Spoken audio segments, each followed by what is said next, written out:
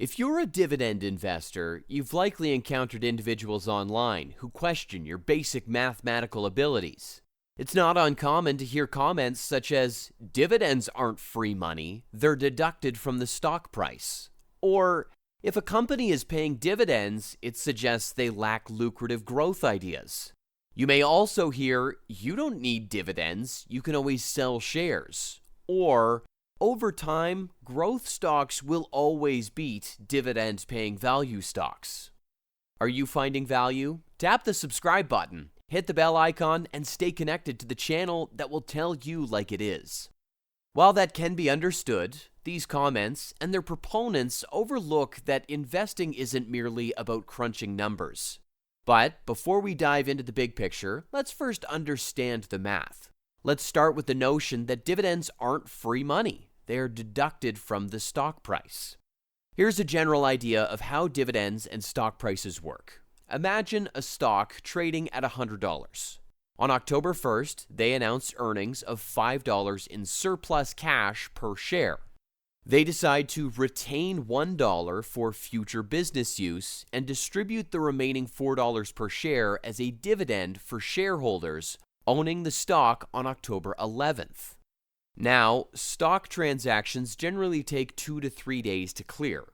Therefore, if the ex-dividend date is October 9th, you need to buy the stock by the end of October 8th to receive the dividend.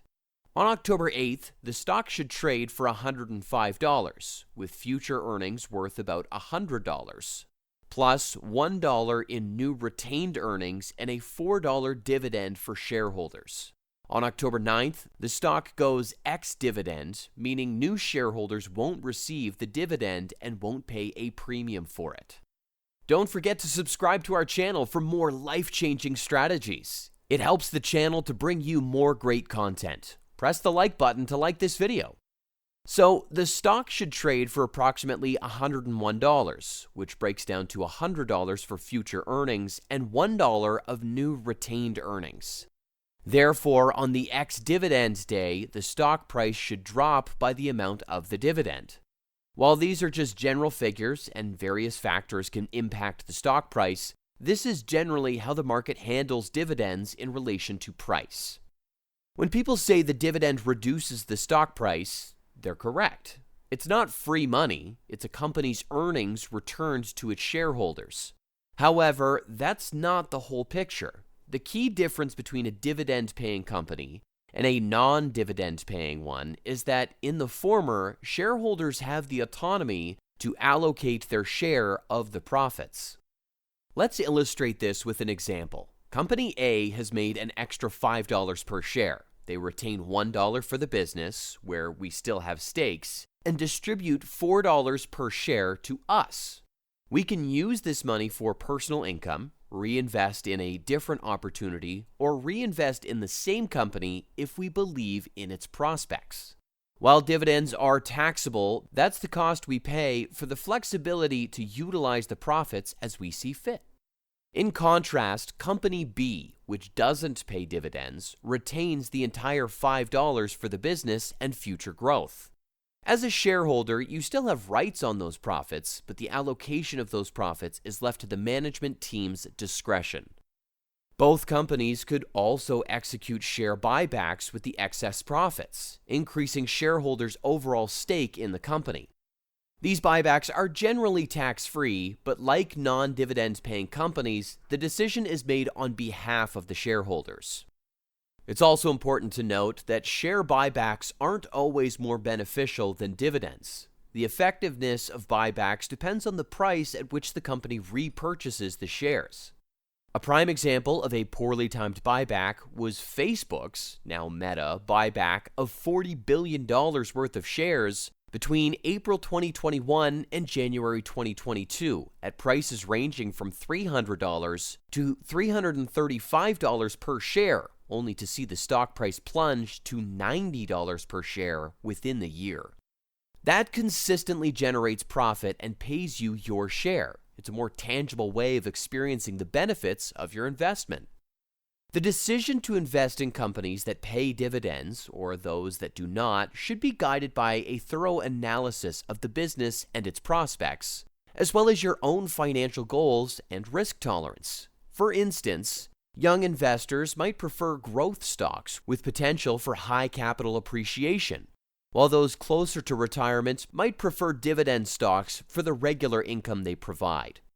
Also, the theory of selling shares for income works well in bull markets when share prices are rising, but in bear markets or during times of market volatility, selling shares might not be the best strategy. In such cases, dividends provide a predictable income stream. Plus, companies with a history of paying regular dividends are often seen as more stable and less risky, which could be beneficial in a volatile market. It's important to remember that investing is not a zero-sum game where one strategy is inherently better than the other. Different strategies work for different investors in different market conditions. It's all about finding the strategy that best suits your financial goals, risk tolerance, and investment horizon. Having a mindset of a true business owner is comparable to owning stocks in companies like Starbucks or Valero. These investments provide a sense of being a part owner and allow for receiving a portion of the profits. Unlike selling shares to realize income, these investments pay out cash dividends on a quarterly basis. However, selling shares adds variability to the investment process, which needs to be managed with a different mindset.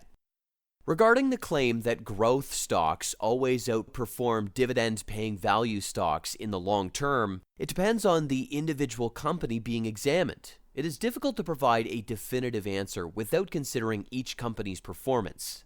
To gain a general perspective, a comparison was made between a growth index and a dividend index using 3 Vanguard funds: VIGAX, Vanguard's Growth Index Fund; VIG, Vanguard's Dividend Appreciation Index ETF, and VYM, Vanguard's High Yield Dividend ETF. Over a 25-year period, the Growth Fund had an average compound annual growth rate of 11.37%, compared to 9.07% for the Dividend Appreciation ETF and 7.77% for the High Dividend Yield ETF.